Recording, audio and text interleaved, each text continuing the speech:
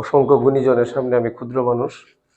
আর সবার আগেই অত্যন্ত শ্রদ্ধার সাথে স্মরণ করছি আমাদের আজকের এই তাজরিন, রানা প্লাজা, নিমতলি, তারপরে এই বেইলি রোডের যে ট্র্যাজেডি, সে যারা মৃত্যুবরণ করেছেন, এবং সেই শিকাগো থেকে 1886 সালে শিকাগো থেকে যে 8 ঘন্টা কাজের দাবি, কর্মপরিবেশ নিশ্চিত করা, ভালো বেতন, ভালো জীবন, শ্রমিকের একটা ভালো বেতন, ভালো জীবন, সেটা নিশ্চিত হোক, শ্রমিকের জয় হোক, সেই আশাবাদ ব্যক্ত করি।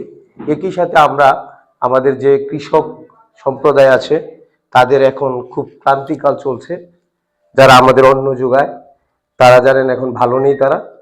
তাদের জন্য আমরা আমাদের নিজ নিজ অবস্থান থেকে সহমর্মিতা বা সহযোগিতা করার চেষ্টা করব। এই হিসেবে আমার কবিতার নাম হচ্ছে অন্নদাতা। ইউফ্রেটিস নীল সিন্ধু পেরিয়ে বঙ্গের পলল পদ্মা মেঘনার কাদামাটি জলে মাখানো আমার শরীর। ফসলের গন্ধ ছড়িয়ে দিয়েছে উত্তর, দক্ষিণ, পূর্ব, পশ্চিম। চৈত্রের ফাটা মাটির মতো চৌচির আমার শূন্য বুক, রোদে পোড়া শিরা উপশিরা, নিঃশ্বাসে বারুদ। বৈশাখ জ্যৈষ্ঠের বজ্রপাতে কেঁপে ওঠে আমার দেহ কঙ্কাল। আষাঢ়ে ঢল নামে, বাঁধ ভেঙে ভেসে যায় সোনালী ফসল, ভেসে যায় স্বপ্ন। হাটে ধানের দাম পড়ে, বাজারে ভাতের দাম বাড়ে। আমার অঙ্কটা মেলে না, হিসেবের কাগজে বাড়ে দেনার পাহাড়।